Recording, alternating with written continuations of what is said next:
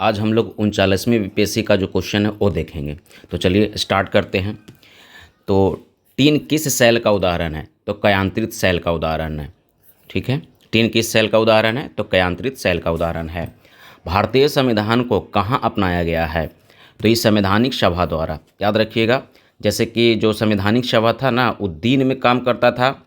संवैधानिक जो 1946 में जो बना था वो दिन में काम करता था, किस में?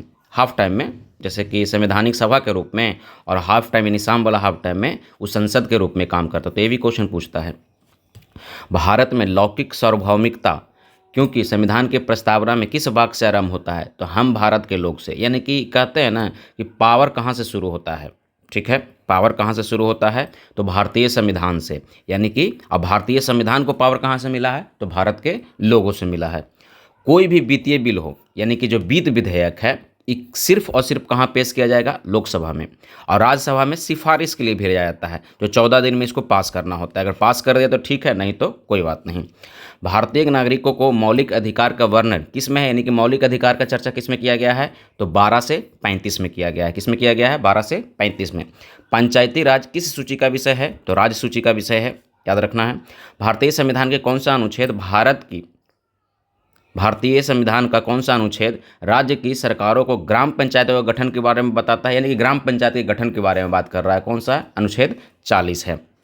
न्यायिक पूर्णावलोकन। अब देखिए, न्यायिक पूर्णावलोकन क्या होता है? किसी भी कानून को सर्वोच्च न्यायालय क्या करता है? रिव्यू करता है, या रिव्यू करने के बाद उसको सस्टेन कर सकता है या वैध घोषित कर सकता है। इसी को कहते हैं न्यायिक पूर्णावलोकन। ये शब्द जो है ना, न्यायिक पूर्णावलोकन, ये यूएसए से आया है। यूएसए से आया है। कल्याणकारी राज्य को स्थापना करने के लिए किस में चर्चा किया गया? संविधान के किस भाग में? तो राज्य के नीति निर्देशक तत्व में चर्चा किया गया है कि कैसे भारत को बनाया जाना चाहिए जो कल्याणकारी राज्य की स्थापना कर सके। लोकसभा स्पीकर का निर्वाचन कौन करता है? तो लोकसभा सदस्यों द्वारा निर्वाचित होता है। याद रखिएगा, लोकसभा स्पीकर जो है ना, जो शपथ लेता है, एक क्वेश्चन बहुत पूछता है, जो शपथ लेता है ये लोकसभा सदस्य के रूप में लेता है, कभी भी स्पीकर के रूप में शपथ नहीं लेता है। भारत के राष्ट्रपति को उसके पद से कैसे हटाया जा सकता है? तो संसद द्वारा। पता है, 14 दिन पूर्व सूचना देना पड़ता है। ठीक है, और जैसे लोकसभा पारित कर दिया तो राज्यसभा पारित फिर करेगा। ठीक है, या राज्यसभा में पहले पारित होगा तो फिर लोकसभा पारित करेगा। भारत में किस सदन का सदस्य होते हुए बिना कोई व्यक्ति तब तक मंत्री पर आसीन रहता है? यानी कि बिना किसी सदन का सदस्य होते हुए कितना दिन तक रह सकता है? तो 6 महीने तक वो सदस्य मंत्री के रूप में रह सकता है। संसद के यानी कि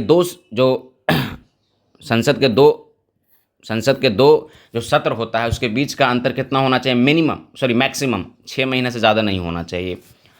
भारत में प्रजातंत्र किस तथ्य पर आधारित है? तो याद रखिएगा कि जनता को सरकार को चुनने तथा बदलने का अधिकार है। यानी हर 5 साल पर देखते हैं वोट होता है और सरकार पलटती है या वही सस्टेन करती है आगे। राष्ट्रपति राष्ट्रीय आपातकाल की घोषणा कब कर सकते हैं? तो हथियारबंद विद्रोह के आधार पर, या बाहरी आक्रमण के आधार पर, या युद्ध के आधार पर। ये 3 आधार हैं, उस पर कर सकते हैं। भारत में नियोजित अर्थव्यवस्था किस पर आधारित है? तो समाजवाद से। नियोजित अर्थव्यवस्था कहाँ से लिया गया है? तो रूस से लिया गया है। इसको 5 ईयर प्लान कहा जाता है, जो अब ख़त्म कर दिया गया है। लास्ट के में था तो 12वां 5 ईयर प्लान था। भारत का सबसे बड़ा आय का स्रोत क्या है? तो चुंगी कर है उस समय के हिसाब से, अब तो खैर गलत हो जाएगा। विभाजन के कारण भारत का कौन सा उद्योग बुरी तरह से प्रभावित हुआ? तो एक जो जूट उद्योग और रुई उद्योग, क्योंकि बांग्लादेश जब विभाजन हुआ तो इधर ही वाला, इस वाला बांग्लादेश वाला बेल्ट में, बांग्लादेश और पश्चिम बंगाल वाला बेल्ट में जूट और रुई का यानी कपास का उत्पादन बहुत ज़्यादा होता था। इसमें क्या होता था? बांग्लादेश वाला में जूट होता था ज़्यादातर। ठीक है, और गुजरात वाला एरिया में कपास होता था। तो उधर भी पाकिस्तान बन गया, इधर भी पाकिस्तान बन गया, तो प्रभावित हो गया। 8वीं पंचवर्षीय योजना का प्राथमिक उद्देश्य क्या था? तो रोजगार को बढ़ावा देना। किसका था? रोजगार को। भारत में किस उद्योग में सर्वाधिक लोग कार्यरत हैं, यानी कार्य करते हैं? तो कपड़ा उद्योग में। सबसे ज़्यादा लोग किस में काम करते हैं? तो कपड़ा उद्योग में। भारत के राष्ट्रीय आय का मुख्य स्रोत क्या है? तो सेवा कर। अभी तो सेवा कर बहुत ज़्यादा हो गया है, सबसे ज़्यादा सेवा कर। और सेकंड नंबर पे कौन आता है? तो क्या बोलते हैं, द्वितीयक हो जाता है, जिसको उद्योग कहते हैं। ठीक है, और तीसरा नंबर पे कौन आता है? तो प्राथमिक आ जाता है, जो कृषि वगैरह आता है। भारत में प्रथम उर्वरक संयंत्र कहाँ स्थापित हुआ? तो सिंदरी में स्थापित हुआ था। एक समान शुष्क सेल में विद्युत अपघटन कौन होता है? ठीक है, विद्युत अपघटन कौन होता है? तो जस्ता होता है। डायनामो किसका किसको बदलता है, तो यांत्रिक ऊर्जा को वैद्युत ऊर्जा में बदल देता है। देखे होंगे आप लोग जो गाड़ी वगैरह में लगा हुआ रहता है, 4 व्हीलर 2 व्हीलर में क्या रहता है, डायनेमो रहता है जो वैद्युत ऊर्जा में बदल देता है। आकाश नीला क्यों दिखाई देता है, क्योंकि लघु तरंग दीर्घ तरंगों की अपेक्षा वायुमंडल द्वारा अधिक प्रकीर्णन होता है। तो सिंपल याद रखिएगा, सिर्फ और सिर्फ प्रकीर्णन, इतना याद करने की जरूरत नहीं है। आकाश नीला क्यों दिखाई देता है, प्रकीर्णन के कारण।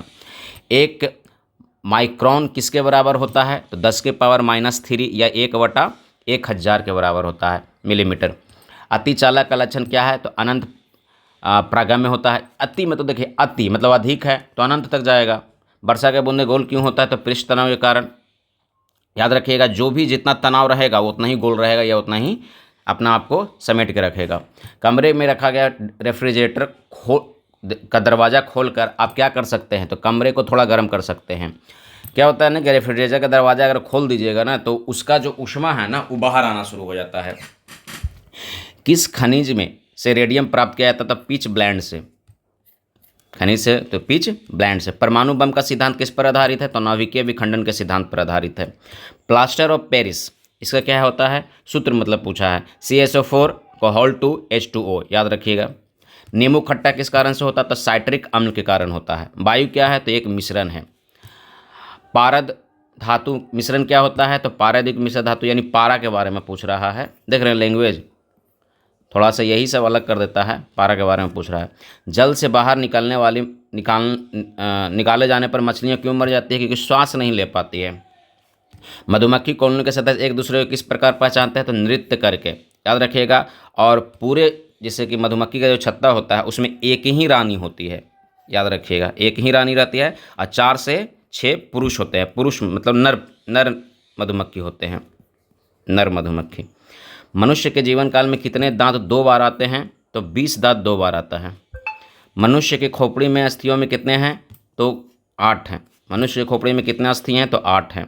आधुनिक मनुष्य का हाल का पूर्वज कौन है, तो क्रो-मैग्लेन मनुष्य है। यानी कि कह सकते हैं ना कि जैसे कि मनुष्य का वैज्ञानिक नाम सुने होंगे होमो सैपियंस है, लेकिन यहाँ पे पूछ रहा है कि मनुष्य का पूर्वज कौन है, जो ज्ञानी मनुष्य बनने से पहले कौन था वो, तो क्रो-मैग्लेन मनुष्य था। माँ पौधे की भांति पौधा किसको मिलता है, तो बीजों से, तना से। सिंपल यार, ठीक है। पौधा का जन्म कहाँ से होता है, यही पूछा है, तो बीजों से होता है, तना से होता है। 80% से अधिक सेल में पाया जाने वाला पदार्थ क्या है, तो सेल में क्या पाया जाता है, जो कोशिका में है, तो जल है। क्या है, जल है। इंसुलिन किस पौधे से प्राप्त होता है, तो डहलिया के जड़ों से प्राप्त होता है इंसुलिन, जो डायबिटीज में काम आता है। डॉक्टर हरविंदर खुराना किस आविष्कार के लिए समर्पित था, जीन के संश्लेषण के लिए। इनको बायोलॉजी में नोबेल पुरस्कार मिला था, 1968 में मिला था, तो ये भी याद रखिए 1968 में। संसार का सबसे बड़ा पुष्प क्या है, रेफ्लेसिया है, याद रखिएगा, रेफ्लेसिया है। चलिए आज इस थोड़ा सा लंबा है, 39 में जो है ना, इसमें जीएस थोड़ा लंबा पूछ दिया है, तो इसीलिए 2 पार्ट में इसको बनाएंगे। पार्ट 1 है और नेक्स्ट पार्ट 2 आवेगा। चलिए तैयारी करते रहिए आप।